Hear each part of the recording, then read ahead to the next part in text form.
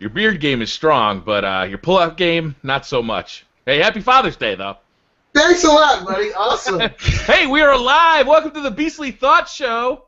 We are ready to go. We've got E3 to talk about. We got the Taken King to talk about. We got, I mean, how much stuff can we possibly fit in an hour-long show? We got Call of Duty switching to PlayStation 4. Have you guys seen that new Xbox Elite controller? I was not hyped for that, and now I super am. There's so much to talk about today. Let's get to it. Beastly, what have you been playing this week? What have you been up to? This week I've been playing a lot of video games. I've been making a lot of videos. A lot of people have seen me this week. I uploaded a video to my reaction to some amazing news during E3. At Sony's E3 press conference, they announced the Final Fantasy VII Remake, and to my dismay, I had no idea this was coming up. And I happened to be in front of a camera, and I uploaded this video, and it's got 150,000 views, and I got tons of new subscribers, and I made lots and lots of new friends, and that video has just been going insane. Also, another video I uploaded this week was the Shenmue 3 reaction video. That one is over 50,000 views. It's just really been a hell of a week, dealing with a lot of new people, a lot of new personalities, playing video games. I've been playing Destiny. I beat the Prison of Elders. That was really difficult. I did it twice. It was really awesome. Beat all the little side missions. And I've been playing a little bit of The Witcher 3, and I've actually been playing some Elder Scrolls Online, which is actually pretty damn fun.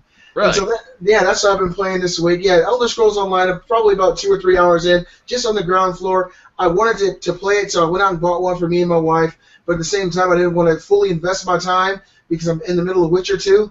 So it's one of those crazy situations where I just wanted to try it and then step back a little bit. But it's pretty fun. I think it's going to be a pretty nice experience so far. But it's been an exciting week for me. I got lots of exposure. I did an interview for a magazine talking about Final Fantasy VII because I'm so passionate. And I made tons of new friends on YouTube. So it's been a really, really beautiful week for me. That's awesome. I'm really excited for you. Like, I see the success you're having right now, and I'm super excited for you. Thank you so much, man. That means the world. Coming from you, sir, that really means a lot. I appreciate it. Robbie, how you doing, buddy? What have you been up to?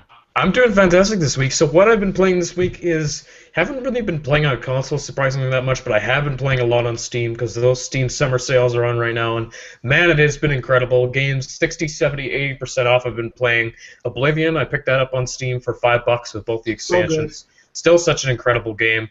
I got BioShock 1, 2, and Infinite for under $10, which is another incredible deal. Really been enjoying those games. I got Borderlands with the expansions for $7. Like, just insane, incredible deals right now. Today is the final day of the Steam Summer Sale. I really recommend you guys check out some of those deals. They are amazing. I have been playing so much on Steam this week, and that's really been about it for me. That's awesome. Ooh, I'm going to have to check some of those out. Those deals do sound exciting. Damn. They're real good. Add to my PC library. It's something that I'd like to see PlayStation and Xbox kind of pick up on, are those really good deals. Like, PlayStation does some of them, but they never seem to be as current as what Steam does.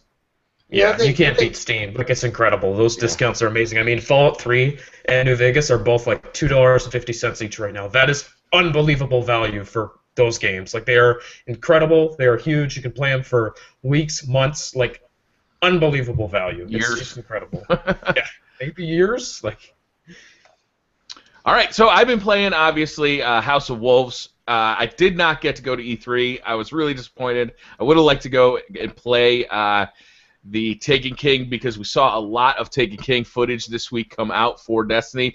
But I'm still really enjoying House of Wolves. We got the Skolas kind of rejiggering of that fight. So the level 35 Prison of Elders kind of got rebalanced. Frankly, it's a lot easier now than it used to be. It still can take quite a while. I've heard reports of it taking up to 45 minutes for that boss fight, which is crazy. You know, that's a long time. I don't think it's taken me that long, but I definitely have had at least a half an hour in that one arena. I'm really enjoying Trials of Osiris. Like I said before, it's like my new favorite thing. Getting a fire team of 3 together for super competitive gameplay is just amazing. So I'm just really having a blast with the House of Wolves DLC that we just got. But what I'm really looking forward to is now the Taken King, because what we're seeing coming out of E3 is just so exciting. Can we just jump right into Destiny Taken King? For sure. All right, let's do it. Absolutely. Breakdown. All right, so obviously the Taken King was shown at E3, and it's an early version of it, so there's a lot of there's a lot of stuff that was shown that's not quite going to be what's in the game when it's released. But let's talk about what we know. There's going to be a new raid, which everybody's super excited about.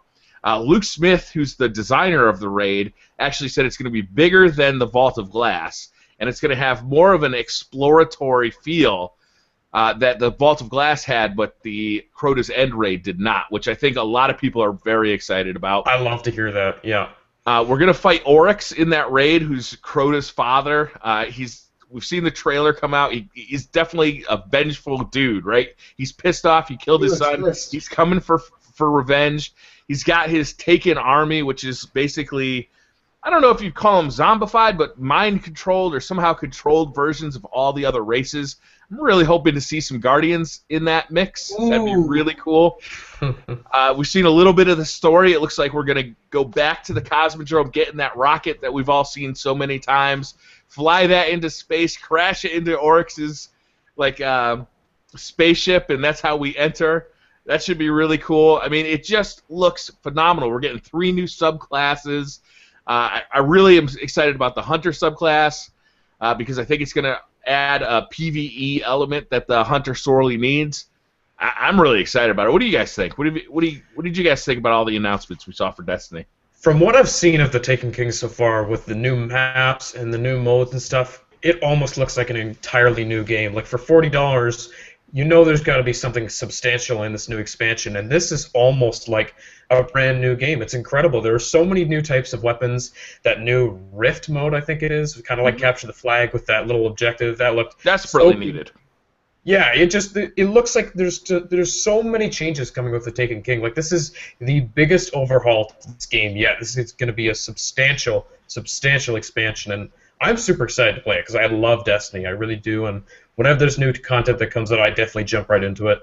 This is going to be, honestly, almost like a new game to me. I really feel like this is going to be an awesome expansion. I'm really looking forward to it.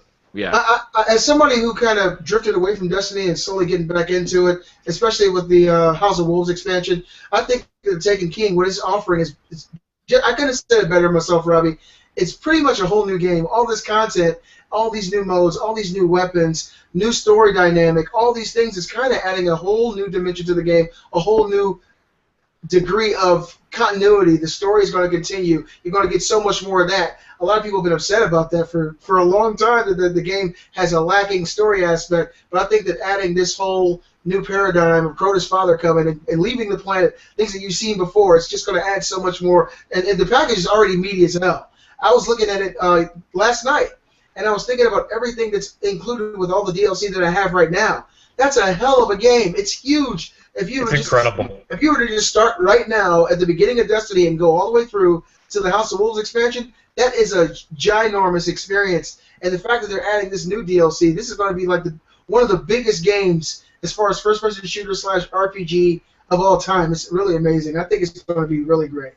So it's not all, roses here, because a lot of people are really upset about the pricing of this next expansion, right? You could buy the expansion alone for $40. You can buy the Legendary Edition, which is $60, and that comes with all of the previous content. That includes Vanilla Destiny, the Dark Below, House of Wolves, and now the Taken King. That's an $60. unbelievable amount of value, especially because if you've been playing Destiny from the beginning, it's like the people who are jumping in now, they're going to get the sweet deal. Like, you're getting such a better value than everyone else who's been playing it from day one. I don't feel like that pricing is really fair, to be honest. Like, it's insane if you're just jumping in. The collector's edition, I think, is the real issue, right? Is the collector's edition is $80. That comes with everything that's in the Legendary Edition, so all of the content up to now, plus the Taken King, plus you get some in-game collectibles like shaders, I think a new Sparrow, some stuff like that. I think some new dance moves for your Guardian. You also get a strange coin, like a physical strange coin in the box, like a book. You get a steel book for the game. A lot of people are pissed off, though, because they want that collector's edition, but they don't want to pay $80 because they feel like they've already bought the game, right? They've already been playing. They've already bought, Vanilla Destiny, Dark Below, and the House of Wolves. They don't feel like they should have to rebuy that just to get that strange coin. And I can kind of see their point. You kind of feel like you're double paying a little bit, but it is the collector's edition, and it is a premium Well, price to get that stuff. Well, the thing is, you feel like the purchase you previously made was devalued, right? If you get the collector's edition for $60, which has Vanilla Destiny and this new expansion, are they saying that the $100 you've already spent is only worth $20 now? Because if you buy the It's old expansion, content. Isn't that always how it works, though? It's old content. it's old content, but it's old content plus 2 expansions. So they're saying that old content, which you paid $60 for more than likely, plus the expansion that you paid $30 for, which is $90 close to $100, is devalued to $20 now because they're selling the expansion by itself for $40 and $20 for all that old content. I can kind of understand where people are coming from. And as somebody who owns all the old content, pretty much there's no way for a person like me to get the collector's edition because there's no way I'd spend that kind of money on content I already own. It's crazy. You know? Yeah, it's a real issue. I think. I think the way to solve this, right, is to make a $60 version that just comes with the Taken King and then the collector's edition content. Yeah, or $50. Well, because then you're getting a real value. I think $60 would be the right price. Yeah, I think that's a better overall deal. I think most of the people who are playing Destiny right now already have Destiny and they have the previous DLCs. Right. A majority of them. So to re-release that at a $20 premium in addition to the $40 DLC to me seems kind of crazy. I understand the argument there. Yeah, I can value understand is a why little people off. are a little pissed about it, but at the same time, it is a collector's edition, right? Like, you generally pay a lot for these things. I honestly feel like the worst offender here, to be honest, isn't it right that you have to own House of Wolves and Dark Below to play the Taken King? Am I correct about that? Yeah. That's insane to me. They're asking you to buy these expansions, and if you don't own them, you can't play this new content. That's not fair to me right there. That's actually my biggest issue, is just locking off content because you haven't bought the previous expansions. That's a hell of a dilemma. Look at the logistics issue of it, right? It's like, okay, you're in a fire team, you want to go, you want to go to a raid. You've been playing the Taken King with your buddy, and all of a sudden, you don't have the Dark Below, so we can't do Crota's End, or you can't do this or you can't do that. They want to keep it cohesive. They want to allow everybody to play together. I think that's why they're releasing this, the $60 version of Destiny that has everything. Right? That's true, but your game say should be accessible to everybody. You should allow everybody. That's what I'm to get saying, though, into Robbie. If say you bought the original Destiny for $60, but you skipped the Dark Below and you skipped House of Wolves, well, you can go and buy the House of Wolves, or not House of Wolves. You can go buy the Taken King disc edition or the digital edition for $60. You're buying You're getting a $40 Taken King, and you're saving $20 because you're only basically paying for one of the 2 DLCs that you missed. Yeah. It's I don't know. It's a tough thing with this whole value proposition. Like, I don't know. It's just I'm not sure about it. Yeah. I put over 1,000 hours into Destiny, so the game doesn't owe me a thing. Yeah, maybe we got an incredible value out of it. I think with the number of Destiny adopters, it's going to work itself out either way. Can we please move to E3, guys? All right, E3. let's do it. So I kind of made a list of the things I'm most excited about. Robbie kind of made a list of everything. Yes. So I'm going to start off with the stuff that I thought was really exciting about Microsoft. And I thought backwards compatibility for the Xbox One and the 360. So it'll now be able to play Xbox 360 games on the Xbox One. I thought it seemed like it was an impossible thing too. They were saying how we want to do it, but we can't do it. We don't know how to because the architecture in the 360 and Xbox One is just different. We can't do this, but they obviously figured out a way how to do it, and now you're going to be able to play online with people even on the 360. It's all going to be compatible. I think that's such an awesome thing. I'm personally not super excited about it because I'm usually just excited for the new stuff, being able to play the new games, but this is awesome because I know a lot of people want this. Yeah, I think it's huge. This is actually really great news, and I think it's going to change the paradigm for PlayStation as well. There's a lot of things that Microsoft has done in the past few years that Sony has taken notice of and slowly, gradually started to come on board. And I think this is one that Sony needs to definitely look at because their backwards compatibility is something that you pay for. Did you hear that, you guys, that they still aren't considering it even after this announcement? Like Sony said, we're still not considering it. I see, right. That cell processor, man. There's no way. No way. That's the issue right there. Yeah. It's too different. PlayStation 3 was just... It was a poor design choice with that cell processor. And it's going to hold them back from following in Microsoft's footsteps. I doubt it. Like, Well, maybe with the PlayStation 5, they'll be able to emulate PlayStation 3 games. yeah, but even if it was some way possible, I think they should at least look at that, because honestly, anybody playing the PlayStation 4 or playing on the PlayStation Vita who want to play old games, instead of, even if you have them, PlayStation 4 can't play them, and you got to be charged to play on PlayStation Now. And they actually made a comment during Xbox's conference that we're not going to charge you to play games that you already own. Yeah. And so I think it's pretty cool, and hopefully in the future Sony figures out a way to implement backwards compatibility, because that's always been something that's important and dear to me. I remember PlayStation 2 could play PS1 games. It just made so much sense, and these last few generations have slowly gotten away from it. I thought that was great news too, Brian. Yeah, I thought it was huge. Surprising, yeah. I think it'll really change the paradigm, frankly. With people who are adopting new consoles, and one of them offers, hey, you can play all your old games on this console as well, and the other one doesn't. That's going to change a lot of people's minds. Definitely. Even if they've heard, oh, PlayStation 4 is a little bit better. Maybe that's true, maybe it's not. But you can play all your old games on the Xbox One. That's a big deal.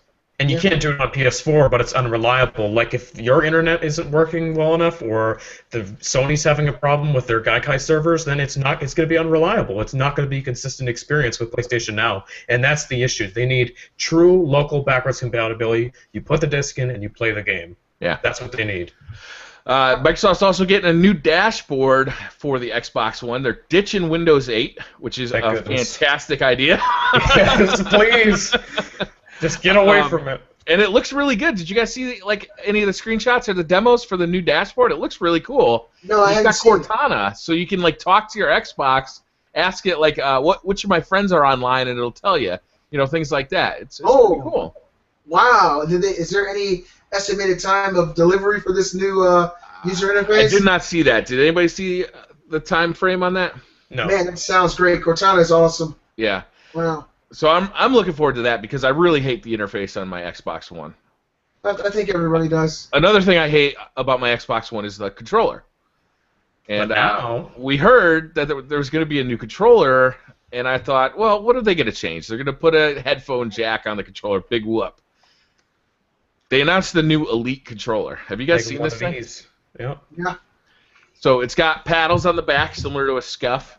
Right there. It's got removable thumbsticks, and you can swap them out for different lengths at home. It's got a removable digital pad, which you could swap out. It comes with all of this stuff, too, in the box. It's got the hair trigger stops. Yeah, so you can set how far you have to depress the triggers to get it to register. It is a really nice controller. And now SCUF and all these third-party controller manufacturers are going to have some competition too, because Microsoft's going to be stepping into the ring. Even though we now know what it costs, it's going to be $150 for this Elite controller. That is not cheap, but that's not a cheap controller. But it doesn't look like a cheap controller either. It looks like a premium controller. It looks really nice. Well, I don't know, how much did you pay for your SCUF? I think because I live in Canada, it costs more with the shipping and stuff. But I think it was around $180 with all the features. I think mine was around $200 too. It may have been $10 or $15 cheaper than $200. But I would much rather have this Xbox Elite controller than a SCUF. Because you don't have to wait for it to be shipped either. If you're going to be able to buy it in stores, that's going to be incredibly convenient. It'll be cheaper. Yeah. It'll be really nice. Well, after Microsoft's E3 show, they had a post show on one of these game networks, and one of the gentlemen who actually held this Elite controller and played with it said if you had 10 controllers on the table and you picked this one up, you would immediately know what it was. He said, this is not the controller you're going to leave around your kids. It's the one, he said he's going to put it in his safe. That's how much better it feels than any other controller. He said it's made with all metal parts, and it's heavy. It feels weighted really well in your hand. It's contoured well. So, I mean, I didn't get a chance to see it. Honestly, I didn't see it. Oh, it looks great. It really looks great. I'm really looking forward to getting this. Unfortunately, I won't be playing Call of Duty with it, because Call of Duty's new platform of choice is the PS4. I thought that was huge news. Great segue, too. Really enjoyed that. Thank you. You're welcome. That was good. I liked that. I was like, where is this going? He's here all week. And Robbie, you called this weeks in advance, so good call for you. Call of Duty at home on PlayStation 4, man. Has this changed a lot for you, Brian? How does it make you feel?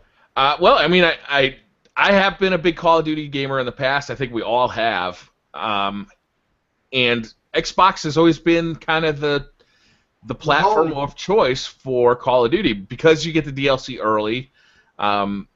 It's just a better deal to get it on Xbox, and it's always felt like the lead platform too. The game has always played better on Xbox than it has on PlayStation. I think more so in the previous generation of consoles. Mm-hmm. This generation, I would argue that maybe that's not the case. Yeah. But, we're going to start seeing the MLG switch over to PS4s. We're going to start seeing pro gamers switch over to PS4s. This is a big deal for PlayStation. It's a big deal for the COD community. And I think that there's actually a lot of Xbox gamers out there that are pissed off about this. I'm amazed because I would have never imagined Call of Duty being a PlayStation game. Like, can you imagine, 4 or 5 years ago, it's like, can you ever see Call of Duty going to PlayStation being the lead platform? No, there's no way that would have ever happened. But now it just seems more plausible because the PS4 is the best-selling console this generation. It's one of the best-selling consoles in history. It's doing incredibly well, and this makes a lot of sense. The contract with Activision and Microsoft ended with Advanced Warfare, so now Sony's decided to pick it up for Black Ops 3, and I don't know if it's going to be as big as it was in the past. Call of Duty is definitely not as popular as it was, but it's still a huge franchise, and I think this is a win for Sony, but maybe not as big as it would have been 3 or 4 years ago. If you look at the combination of Destiny being better on PlayStation 4 and Call of Duty being better on PlayStation 4, that is a strong combination for shooter fans. Yeah. That's big. Yeah, everybody's going to want to move right over, and just because this is where you want to play your shooters, this is going to be the new home. Mm-hmm. Well, I knew this could happen as soon as I saw Sonic holding Mario's hand at the Olympics. That's what let me know that this kind of shit can happen anytime. My whole world fell apart that day. Next thing you know, they'll release Final Fantasy VII Remake. Yeah, well, that's awesome. The thing is, a lot of people are questioning why this happened. I have my own ideas as to why this exclusive. Yeah, it's money. It's all money. For some reason, I was tongue-tied. Yeah, easier for me to say. It's all money, and PlayStation 4 to me has a much bigger install base at this point, and I think Activision's understanding that, and dollars make sense. Is pretty much the consensus with you guys as well? Is that what you think happened there? I think Sony paid Activision a truckload of money to make them the lead platform for Call of Duty because they know that Call of Duty has a ton of exposure. When you got MLG streamers, when you got Optic Nade Shot and guys like that streaming using an Xbox controller, that doesn't look good for Sony. So Sony wants those guys to be on MLG. Or on Twitch using the Sony controller and talking about and using the dashboard of the PS4. This is a huge marketing thing for Sony. I think it's a huge win for Sony, assuming that Call of Duty stays popular. If they signed a 10-year deal here, it may be a questionable decision. But it's a big win right now. Black Ops 3 looks good. People are super excited for Black Ops 3. I am. I'm so excited for it because Advanced Warfare, I know, Briar, you and I can relate to it. Advanced Warfare totally lost us. I played Call of Duty every single day like you did. I loved every game up until Advanced Warfare. It lost me. I just didn't get into it. I didn't care for the exo movement, even though it felt fantastic to pull off. It was really well executed, but it just didn't work in the gameplay department. And Black Ops 3, it just looks like a return to what Call of Duty was, but it's an evolution. It's a new generation. It's a new evolution of that franchise, and I'm really excited about it. I think I'm going to be able to jump right back in, and I'm really looking forward to it. Mm-hmm. Yeah, I am too. I'm definitely looking forward to getting my hands on this. There's going to be a beta for it, which I'm really excited to check out, so we actually can play it before the game comes out. Coming first to PS4. Coming first to PS4. That's a big one too. Yep. Ooh, I got a lot of friends on Xbox who've been talking a lot of shit about Call of Duty, so now it's time for the PlayStation elitists to start regurgitating that shit back at them. So yeah, it was a really big thing for Sony this year to be able to announce that. And I wanted to talk about something, guys. That we saw a lot of new IPs this year at E3. One of them stood out to me among the rest as something that I felt like I absolutely must play. I know what this is.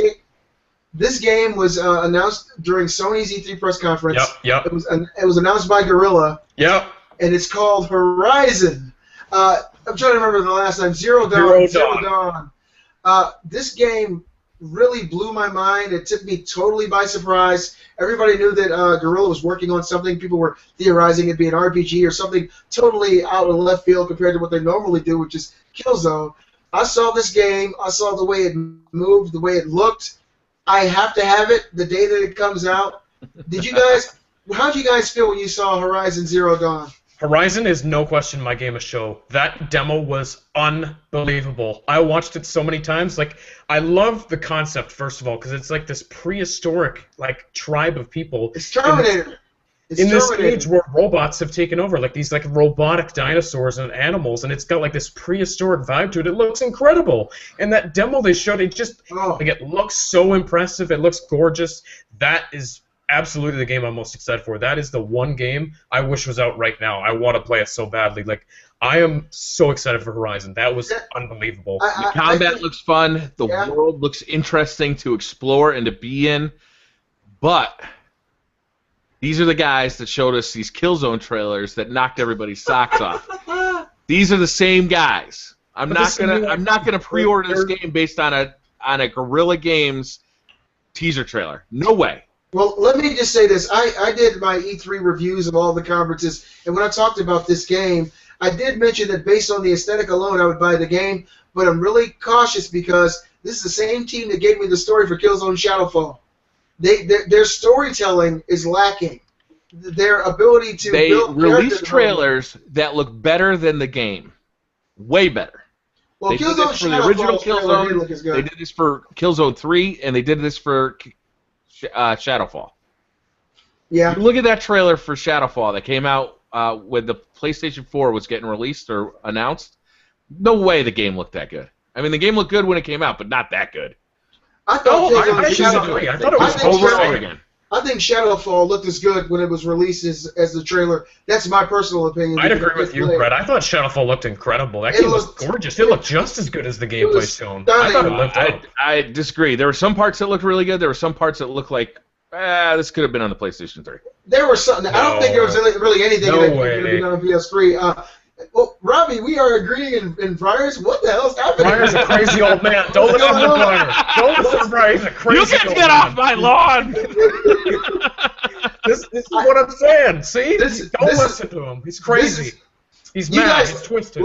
Let us know in the comments. Do you think Killzone Shadowfall looked as good as the actual game as it did during the pre-release as far as the trailers went? I thought it did. No, but this game, man, I think it looks great. I think that the whole story that they're trying to build is amazing. You want to know more. You're theorizing. I'm theorizing that it was a Terminator situation. They built their own Skynet. They wiped us out.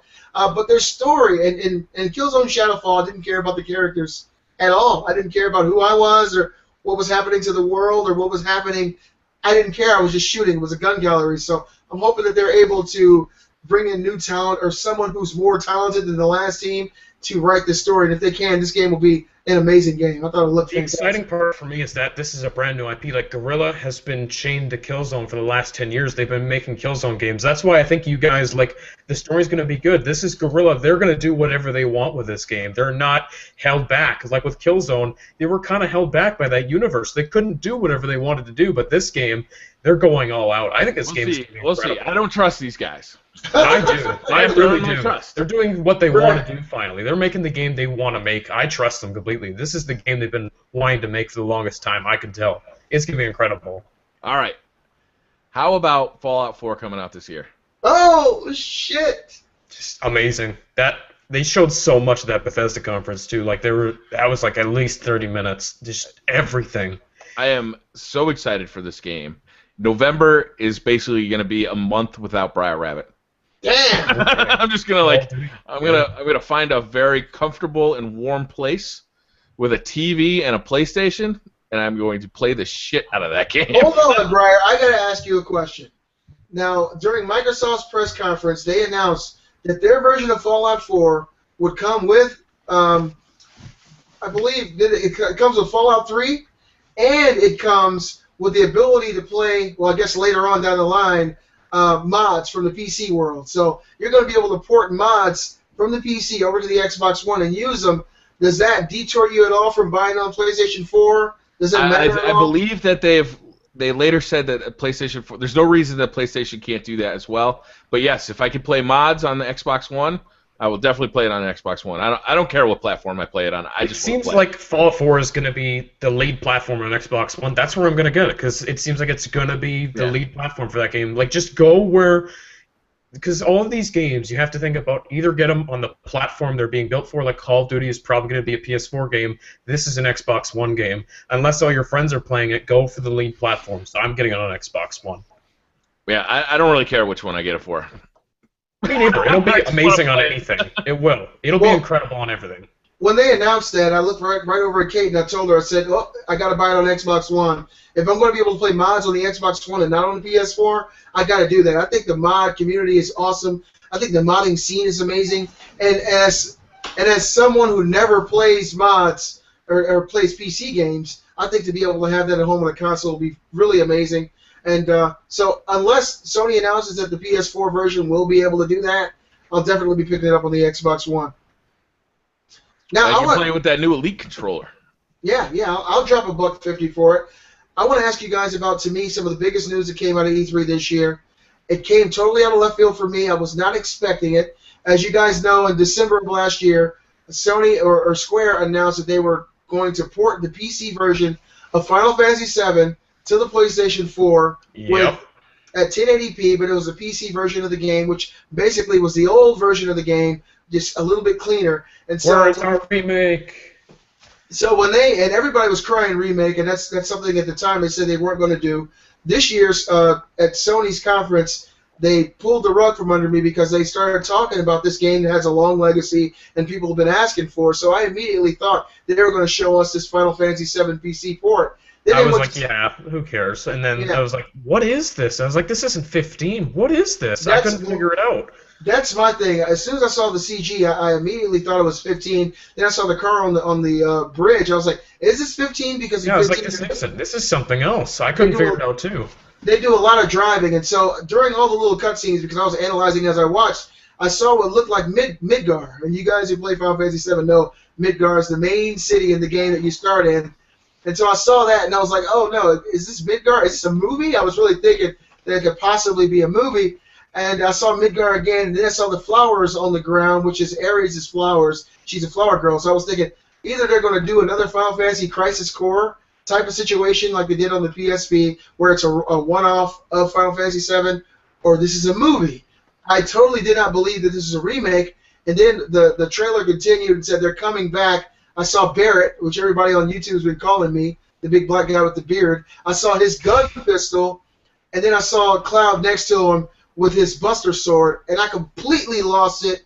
I think a huge majority of gamers that are in my age group, Mr. Rabbit, yourself included, who like Final Fantasy VII, went ape shit. Did this reveal mean anything to you guys? And if so, what did it mean for you? I've never played Final Fantasy VII before, but I knew how huge this was because Square just trolled everybody back in December, and then to come out with this was incredible. Like, just came out of nowhere. They had to be working on it, right? They definitely did, yeah. Yeah, it meant so much to me. I'm really happy for you, Robbie. I actually did an interview for a gaming magazine the day before yesterday, and I talked about this in this interview. The reason that I think it's important for Square to release this game and what it means for gamers now, the visual aesthetic of the original Final Fantasy VII does not hold up very well. If you see kids who grew up in the 7th generation of gaming, they won't want to play a game that looks like Final Fantasy VII just based on the visuals alone. And so in order to understand what that game is, you've got to eat through the visuals to understand the meat and the heart of what that game is. And so if they're able to maintain the heart and the substance that made that game amazing and what made it magical for so many people, but at the same time, what appears like they're going to upgrade, I guess, 8th generation clothing, this gives people like you, Robbie, and other gamers who are in their early 20s and teens, late teens, the opportunity to play a game that meant so much to so many people. I'm super happy about this. To me, this is the greatest news out of E3 this year, out of anything. To me, this is the number one thing, and that was probably my moment with God at E3 in my entire life. I was so amazed. I had tears in my eyes. It was an amazing moment. I'd love to play it. Yeah, I'm definitely looking forward to trying that out. I need to play that game at some point, definitely. I think it's going to be open world. Oh, my God. I think, just look at the way they're doing 15. I mean, Final Fantasy 15 looks phenomenal. The way that you're able to traverse the landscape, the way the enemies look. If they're able to do something like that with Final Fantasy VII, that's all I want. That's all I would want. You know, and Final Fantasy VII has so much replayability, so many things you can do. I'm just so excited. I don't care how long it takes, as long as they do it right. I'm just really happy about that. Blew my mind. E3. All right, so Robbie, give us something from E3 that kind of hit you by surprise or really excited you when you saw it. I'm surprised how much I flipped out when I saw this, because I had a feeling it was coming, but obviously we were all so skeptical.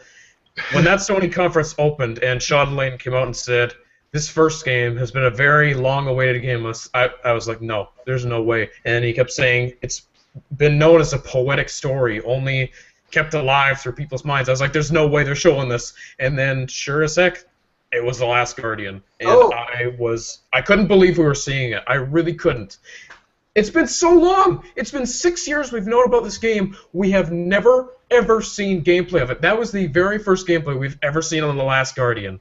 6 years now. We've had like 1 or 2 trailers. This game has been dead. We've all thought it was dead. It came back. I was so in shock. I was so happy. I really couldn't believe it. How did you guys feel? Gameplay? Yeah, I was going to ask the same thing. What did you think about the gameplay, Robbie?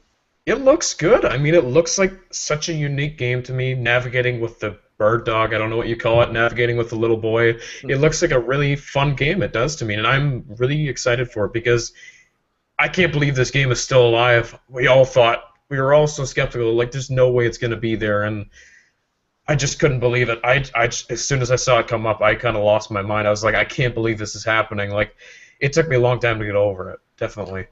Yeah, when they showed that, it kind of caught me off guard too, and I figured if Sony was starting with The Last Guardian, they had to really have a good show. And what do they have next? Like, they're starting with the freaking Last Guardian. That's huge. Yeah, I saw the gameplay. It'll be okay, Robbie. I saw the gameplay, and I just felt that really endearing feeling that I had with Shadow of the Colossus. I can tell that they're going to truly build this relationship between the main character and this Last Guardian, this creature. There's a ghost in Briar's house. His door just opened. Oh my God, it's behind him.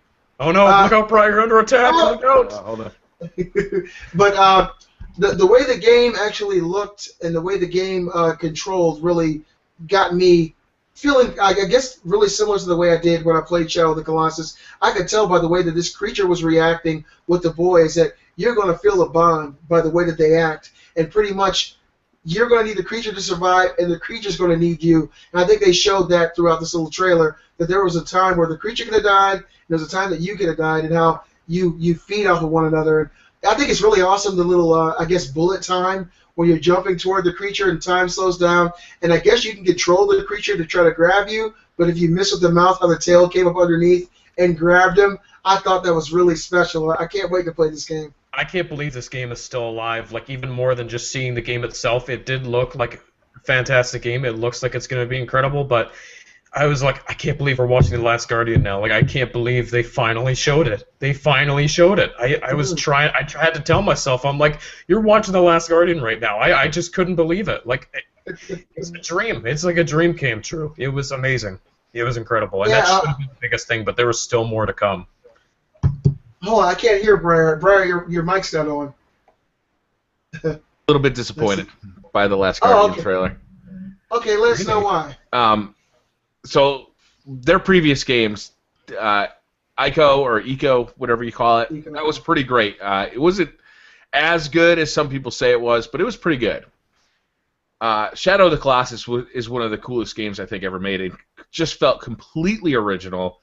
And on the PlayStation 2, like, I mean, if you look back on it, the graphics don't look that good, but at the time, they were stunning. Like, being able to like interact with these creatures that were stories tall was just an amazing thing. This didn't have that kind of sense of wonder that I got from Shadow of the Colossus. And it also didn't seem technically as impressive as Shadow of the Colossus did. That was such a small slice of gameplay, though. Like, there's still so much they can show off. Yeah, I would expect them to show something that was as impressive. That was one bridge, okay? Yes, but it's a demo. You know, they're trying to build hype for the game. I would expect them to show something that's as impressive as they can. And I'm definitely excited for this game, but I'm a little less excited than I was with Shadow. Okay. Shadow of the Colossus was huge, you know. this game, I don't know. We'll see. Is it going to be? What's it going to be? Who knows? Maybe it'll be better than I think it is. But I was a little bit let down by the graphical fidelity of the game, and kind of that sense of wonder just wasn't there like it was for Shadow of the Colossus for me. Well, I guess I can kind of understand that. The one thing I'll say about Team Eco is that every game they make has its own niche. And in the original Eco, it was like a quest where you were taking this maiden through the entire game, holding their hand, telling her what to do. Shadow of the Colossus was a completely different experience where you're climbing these giant colossi. And I think this one here is going to have its own niche as well. And I guess once we actually get the controllers in our hand, we'll really understand what it is. If this falls in line with the previous games, I'm really excited for it. Hopefully it's as good as we all hope it can be. But I want to talk to you guys about this game. There was an amazing game, or amazing demo that they showed during E3 this year of a small game called The Division that a lot of people have really been excited to hear more about and see. And they actually showed this whole teamwork dynamic of how you're moving around through the city of New York with your friends, going against other people. There's people creeping up behind you. Did you guys see this demo? Yeah, the Dark Zone gameplay demo was, I thought, very impressive. And I like the dynamics of it where it's not only PvE, but it's PvP at the same time. You can decide to work together. You can betray your own fire team and take all their loot. This looting mechanic inside this Dark Zone gameplay, it was really exciting to me. I'm hyped for this game. I think that after seeing that demo, for some reason, I felt like I was watching an alternate version of a game like Destiny. I just felt like it was a team-centered experience that you play with your friends, you go out and you mess with other people, you steal stuff. It feels like they're marrying games like DayZ with games like Destiny. Yeah, it feels more open-ended than Destiny, right? Like, it feels like the options are wider. What I'm worried about with this game is, like, how big is it going to be? Like, what are our options really going to be? And is it too ambitious for its own good? Like, are they trying to do too much at once? Like, it just seems like Watch it's Dog endless. Syndrome.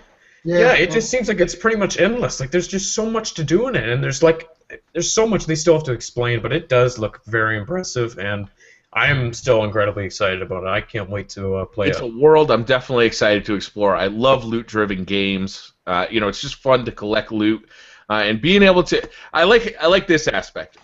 Let's say the three of us are a fire team. We go in, we play together, we open a chest, we all get the same loot. So if there's one really cool gun in there, we all get it. I think that's awesome. We all get the Gallahorn in the Division. Right, we all get the Gallahorn. But at the end, I can kill you both and take it. Oh, shit. Oh, my God. You better not friggin' do that. You are out of the clan, BriarRabbit, you crazy old man. Yeah, I'm really excited to see what this turns into. I mean, there was so much good news at E3, and that was another game that I've been excited to see. It's been so long since we've seen anything from it. There were some people talking a little bit about this graphics downgrade that they noticed. I didn't really notice that. To me, the game really looked great. It really looked great to me, and I'm looking forward to finding out more and playing it when it comes out. All right, so Beastly, while you were playing Final Fantasy VII with your melodrama and your gussied-up graphics, I was playing Doom on the PC. Doom 2, and I was loving it. I was loving getting my Marine through hell with my shotgun and my BFG. And what does week, BFG mean, Brian? For people who don't know, what's BFG? Big fucking gun. Big fucking gun. Hell yeah. What we saw this week was the Doom gameplay reveal. So this is like a reimagining, a reboot of the Doom franchise. And I got to say, this looks fantastic. It looks like it's going to be fast. It looks like it's going to be fun. It looks like it's going to be scary. Like, it's got everything that you want out of a Doom game. There's not even an aim-down sight that we saw in the demo. So it's just going to be you're running around shooting shit as fast as you can with the biggest guns you can find. There's like all sorts of horrific shit coming after you. It's going to be fun as hell. Hey, man, this looks good. This game has Mortal Kombat 11 fatalities in it, okay? Yeah. I mean, that game's not even fucking out yet. One thing I'll say about this game that really made me feel like it was the original Doom, I was introduced to Doom with my PlayStation 1. That's right, Doom came out on PS1. I have it in the living room, and I thought it was the best thing ever. I couldn't believe that the games like this really existed. The game moves very similar to the original Doom. The character doesn't have like a trot motion. It's like they're on skates sliding through the map, and it's really fast, and I didn't expect it to be that quick. A lot of people complain with Doom 3 that the game was really slow and lethargic, and they took away what made Doom Doom. I think it's a total return to form. The guns look awesome. They did show the BFG at the end of this trailer. Yeah. They showed it, but it did not show what it did. That's good, though. I want some surprises. Yeah. I was really excited. There's different ways that you can murder these demons throughout this game. Did you guys like these finishing moves, I'll say, that you can do in this game? Yeah, I thought they were real cool. Those are super cool and very brutal. Yeah, so expect to see lots of pentagrams and sacrificial lambs in this game. I'm really excited about it. I thought that was one of the best things of E3 this year as well. It looked awesome. It looks like a modern Doom, but it has roots of the original game. Like, it looks like the perfect way they could have done this, honestly. This is the perfect way to bring Doom back. It looks amazing to me. I'm really looking forward to it. And one thing I'll say that I'm really happy to see, you can jump really far in this game without taking any damage. In The Witcher 3, if you fall off your porch, half your energy's gone. I saw this guy jump like 2 stories down and land and start shooting. I was like, yeah, this is going to be fun as hell. I guess that Marine suit is badass. It's going to be good stuff. I want to ask you guys, did you guys enjoy... First of all, I love the Uncharted games, and I'm not talking about Uncharted right now. And there's a game that's been mentioned of as going against Uncharted this year. It's an Xbox One timed exclusive that I hadn't really got a chance to see too much of until E3 this year. It's called Rise of the Tomb Raider. They showed it this year. It blew my fucking mind. I should have a reveal of that. Ice Wall blew your mind? Really? No. The way the game looked, they showed a lot in this game, actually. They showed the character models, the way they animate. Lara Croft looks totally amazing. The ice scene did look pretty fucking exciting to me. I thought that was them climbing a wall. That's literally the whole demo. Like, did you guys see the gameplay they uploaded the other day? Like 15 minutes. It was 10 times better. They should have shown that at E3. They just uploaded some other gameplay. That's a really good sign because I really like what they showed at E3. Of course, I think they could have showed more than her rock climbing, but it turned into a more frantic experience with her falling and surviving and running in an avalanche. I thought that was really cool and dynamic scenes that they showed. And I'm excited for this game, man. I think I'll definitely have this day one. I think the game looks phenomenal. To me, the game looks as good as the new Uncharted. I adored the reboot. It was really good. Loved it. So I can't wait for this game. Yeah, it really got me excited. Another game that I saw that I really, really am excited for. I'm giddy for this game because I played the original and it got me through some tough times in life because life is hard on a brother from time to time. Mirror's Edge, the remake. It's like a reboot to Mirror's Edge. It's called Mirror's Edge Catalyst. Did you guys see this and what did you think about it? It looks great. It looks very impressive to me. I haven't really played the first one that much, but this looks stunning. It looks really, really good. Now, and it's been confirmed there's no guns in it. Like, there's guns, but you can't use a gun. So that was like the worst part of the first game. Oh yeah, it was terrible. Gun in that game. It was absolutely terrible. When they showed this game initially, I forget how long ago they showed it. I wasn't really impressed with it. To me, it didn't look like Mirror's Edge. It didn't feel like Mirror's Edge when I saw it months and months ago. But when they showed it at E3 this year, I felt like I was at home. I can't wait to pick up that controller and make Faith do what she does. I want to see the evolution of what that game was. Other games have kind of stolen from it lately, like Dying Light, but I want to see what they can do with that actual franchise and make it awesome again. And hopefully this time it gets the commercial success that it deserves because I think that the game was amazing. It was a critical success, but commercially it flopped, and I'm happy to see them rebirthing this awesome game. So one of the cool things about that game, there's a lot of people who haven't played it, so I want to explain why this was such a cool game, is that it was a parkour kind of game, right? Is you were constantly running away from enemies or trying to get somewhere really quickly. First person. Yeah, and it was first person, and a lot of it took place on like rooftops or like structures in the air. So you were jumping around, and they had like visual indicators for where you needed to go next. So even if it was your first playthrough, you knew where you had to go. It wasn't like confusing, and it was just so kinetic and so fun. And it took skill. Like, you actually had to get good at the control scheme. If you've ever played an Endless Runner, it actually had a feeling kind of like an Endless Runner where, these games are for, like, iOS and Android phones where your guy just kind of keeps running across the screen and you got to either hit jump or slide or jump or slide. It was kind of like that, but in first person. And you had, like, kind of a moveset that was just fun to use. and you felt really powerful, even though the combat in it, there were some takedowns, but for the most part, the combat sucked, so you didn't want to use it. You just wanted to keep moving. To see this get another crack, like to see them take another crack at it, it could be something really special, and I hope it is. I really do, because the first game had so much potential, and it was so close to being a really great game, but that combat sucks so bad. Yeah, and the gunplay shouldn't even existed in that game. I'm really happy about it, and I think that it'll be a good thing for everybody this year. I'm really excited. I want to ask you guys about this because I know we got a lot of guys who are on the Xbox 360 and Xbox One who watch this show. What did you guys think about Halo 5 Guardians? They showed a lot of it at E3 with Microsoft this year, and I want to get you guys' thoughts before I give mine.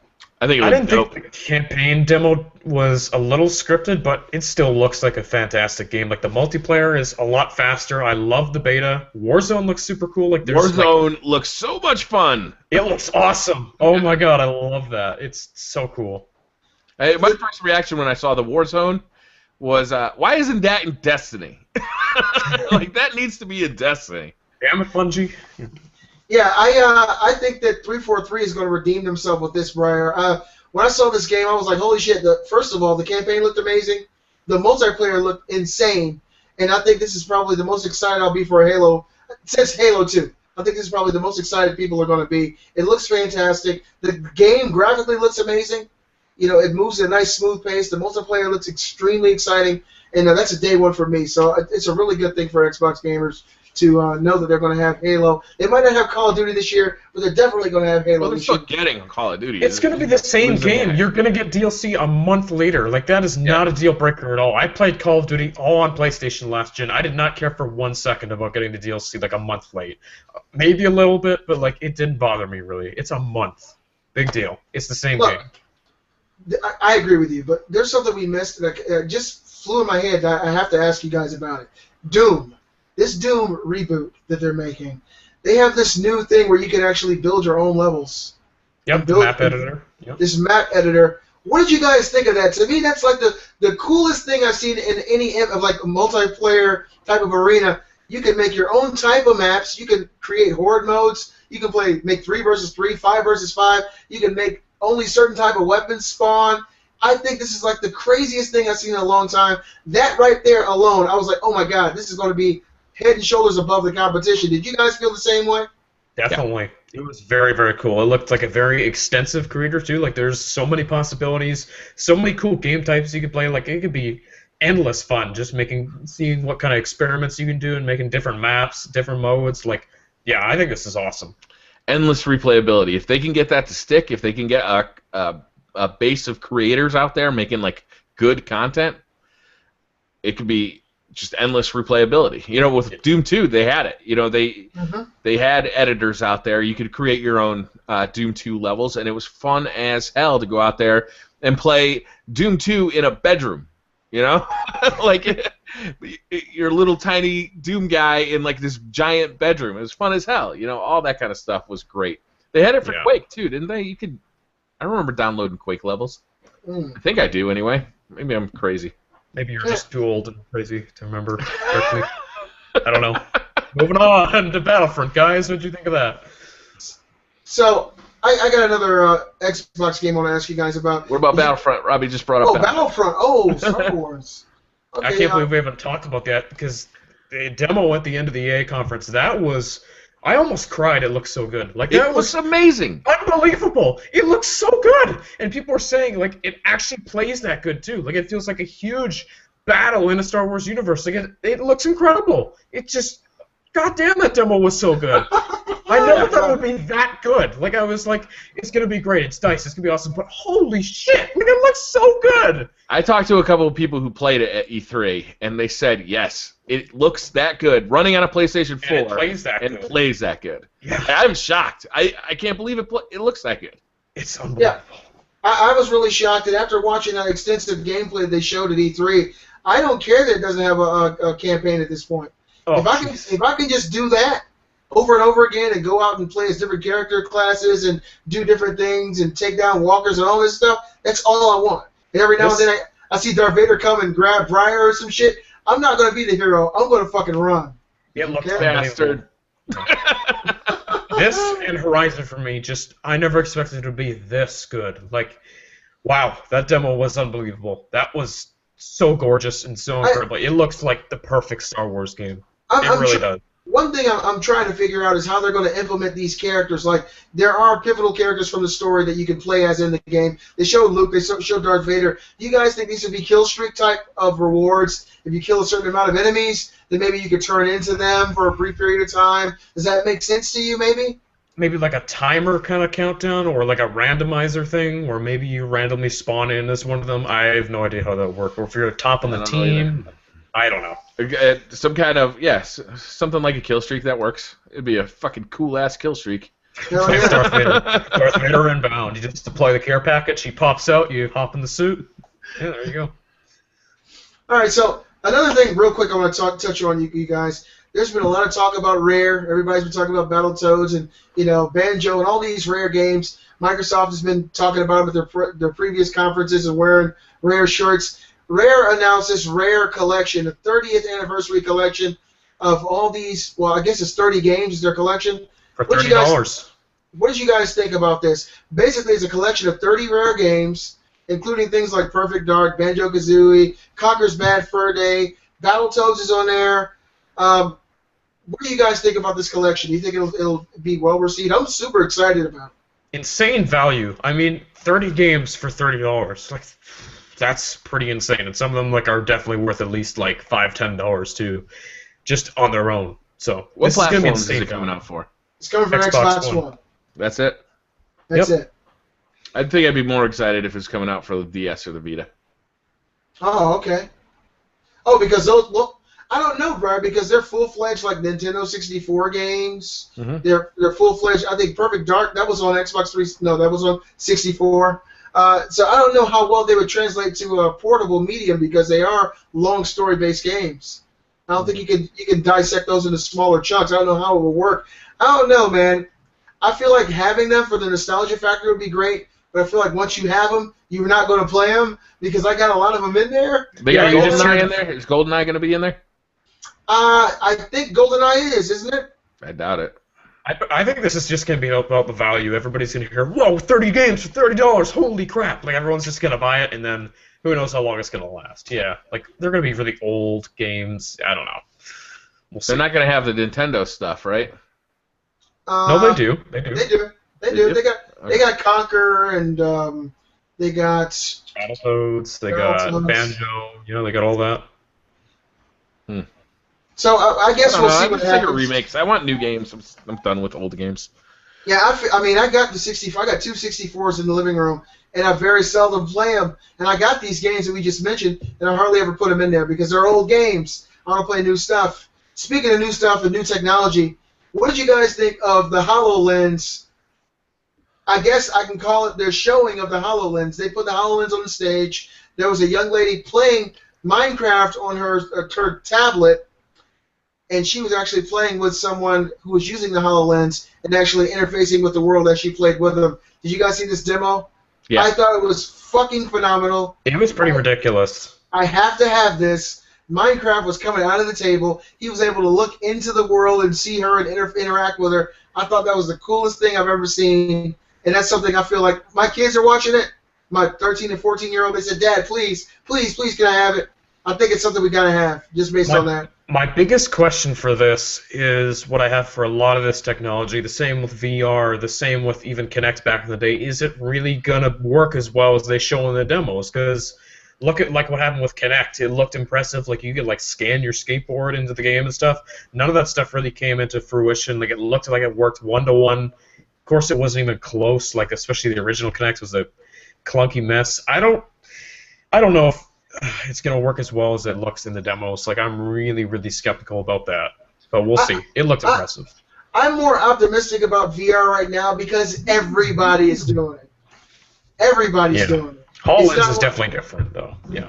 All these major, Fortune 500 companies are getting involved in some way, shape, or form in VR tech. I think as gamers, we inherently want VR. I remember, Brian, you remember back when VR was green lines, and it was just 3D polygonal 3 lines. Yeah. But even back then, we thought that was pretty amazing, right? You guys are so old. Yeah, well, that's the truth. That's what it used to be. I remember playing the Punch-Out the arcade. Briar's not happy that I said that. It's all good. I love it. That's what VR used to be, and so I think we inherently want VR tech for video games, and I think right now the technology is finally reaching that precipice where it's possible. A lot of companies are showing that they're interested in this. I think that they believe this is the direction that gaming in the future is going to go, and I think this is just the start. I think it's going to be really good for gaming.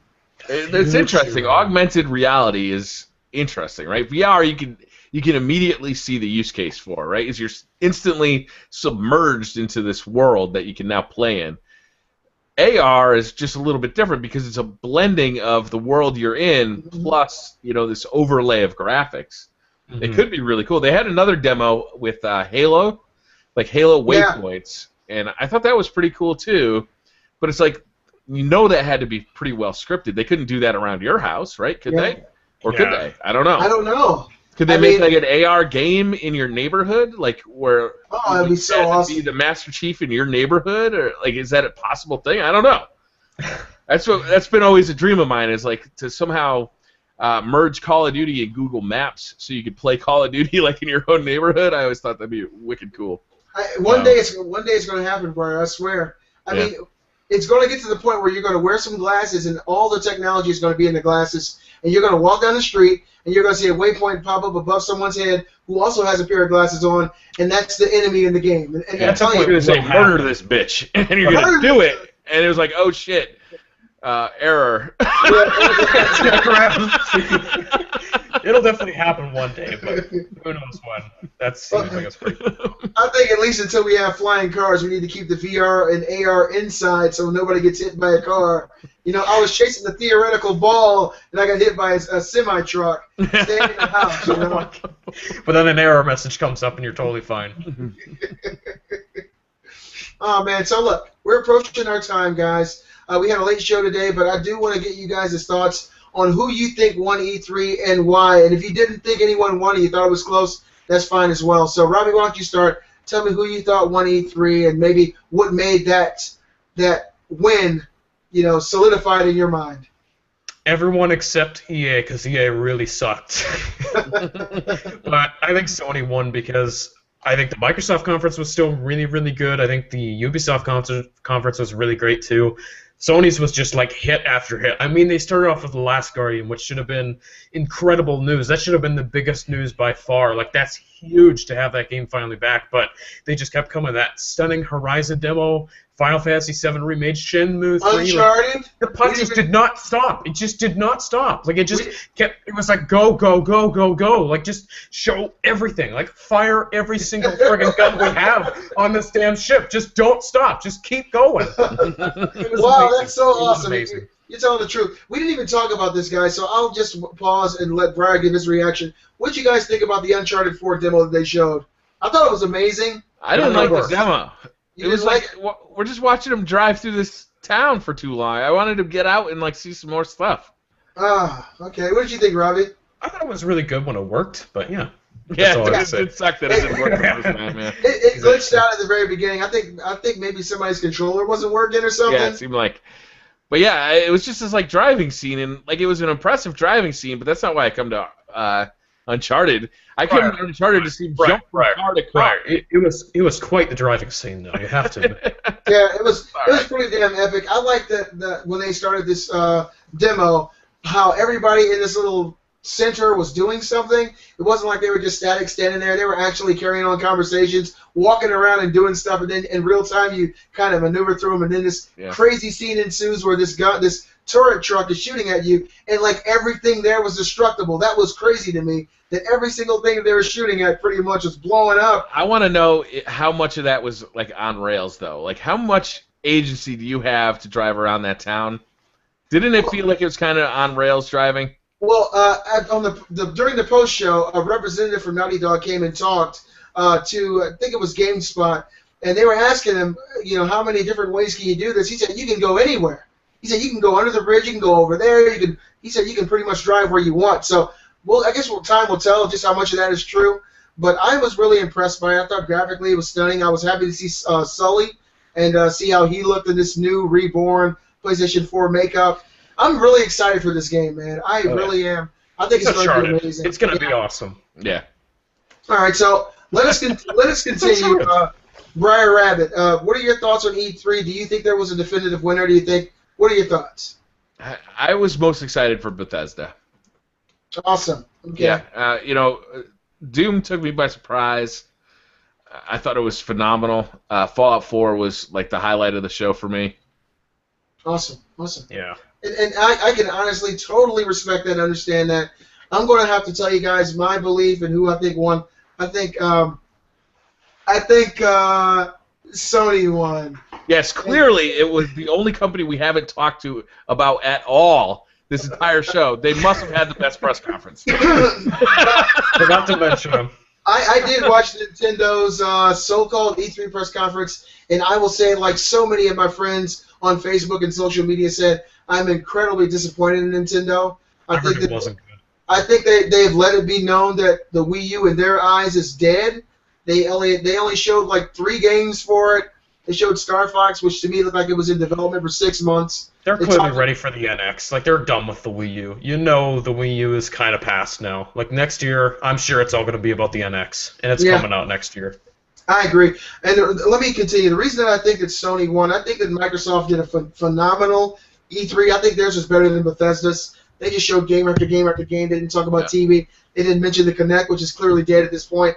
And I even said it to my wife. I said, how the hell is Sony going to beat this? I think Sony came out and they hit home run after home run after home run after home run, and then they hit the home run of the century with Final Fantasy VII, which is to me the biggest hit. And then 45 seconds later, they hit me with Shenmue, which we didn't even talk about. The Shenmue 3 Kickstarter, which already, I think it's at 4 or 5 million already, so they've already completely creamed their the mark that they wanted to hit. But those right there, on top of showing the games we mentioned earlier, Horizon, Uncharted, these games really mean a lot to me. And Final Fantasy VII, as you guys know, is one of my favorite games of all time. That really meant a lot to me. And like I said, Microsoft, I gave them an A. I gave Sony an A+. That's how close it was for me. The only thing about Sony's press conference for me was the fact that none of those games seem like they're coming out this year. It seems like the best press conference of 2015 for games that are coming out in 2016 or 2017. Microsoft was showing games that were coming out this year. I felt like that was a big differentiator between the two of them. Yeah. I think Microsoft did show more games that are coming out this year. I just honestly was more excited for Sony. I just was. I mean, after I watched Microsoft's conference, I talked about it. I was really excited about it. And then at 9 o'clock, after Sony showed theirs, I forgot everything Microsoft talked about. We didn't even talk about Gears of War, but I completely forgot what Microsoft was talking about after I saw Sony's. That news is just too much for me. It was too massive, and that's why I got to give Sony my E3 press conference in 2015. I think that Sony did a fantastic job. I think Microsoft did a fantastic job. Bethesda did a fantastic job. I even think Square did a pretty damn good job. But overall, to me, Sony was the one. I think that they put the nail in the coffin. They dropped the mic. They did all that shit. The Last Guardian, I thought it was fantastic, and that was my my conference of 2015, my favorite one. This E3 was definitely a good one. This is definitely one of my favorites. I think that show was incredible. So much software. So many new games announced, like a lot of stunning looking games. I couldn't even make a top 5 list if I tried. Like 2013 was hot because we got to see the Xbox One and the PlayStation 3, right? Last year was kind of lame because there's so little new software coming out, right? This year, oh my God, we saw so much software. I mean, we're pushing our limit, but I just real quick want to ask you guys, what did you guys think of Rainbow Six? And what did you guys think of Ghost Recon? Please tell me you saw the Ghost Recon. Recon trailer looks good. Oh, that was awesome. God. I couldn't tell what it was the whole way. I was like, "Is this Ghost Recon? No, this is Splinter Cell." I was like, I couldn't tell. It looked like a little bit like Just Cause. It looked a little bit like a Tom Clancy game. It was hard to tell. Because he said that this is going to be a new take on an established franchise. I'm like, what is this? I couldn't tell. I was like, it looks amazing, whatever it is. I can't tell what franchise this is. And then Ghost Recon, sure enough, and I was like, that was awesome. Yeah, really I think Ghost Recon was like my first military shooter I ever really got into. Jungle Storm and stuff back on Xbox, the original Xbox, and on PlayStation 2. And I played the hell out of those when internet was new and people were finally playing on consoles. And I'm really excited to see Ghost Recon return to form. I'm super excited about this Rainbow Six Siege, man. I saw a lot of that during E3 this year. There's so much team-centric gameplay going on there, communication, and I think that's going to be something to behold. And multiplayer gaming is really coming into its own. I think that developers are really working it into games, making you and your friends work together is providing a much more fun experience than working against each other. I think that game companies are really discovering that and having a good time with it. Yeah, it's going to be it's a great time to be a gamer if you don't own a Wii U. It's a great time, and I own them all. If you don't own a Wii U, I'm just being honest. There was really nothing about Nintendo. That console is done. They're clearly done with it. Yeah, well, they got Yoshi's Epic Yarn. That looked like shit to me, too. I was like, God, I'm not 6. I don't want to play this. Give me something I want to play. You know? That's how I felt about Nintendo for a long time. I think we should wrap it up. What do you think? Yeah, I think it was a great show. All right, guys. Thank you very much for watching. Beastly, what are you up to this week? I'm going to be playing video games. I'm headed back to work this week. I had a long vacation of 9 days. I hung out with my family. I went out of town. I ate great food and just laid back and made great videos. So I'm looking forward to getting back on my routine, making my videos, playing some video games with you guys. Be sure to check out BriarRabbit's channel if you're on my channel. Be able to swing by mine if you get a chance. And check out Robbie Skull's channel. There'll be links in the description, guys. That's right. Robbie, what are you up to this week?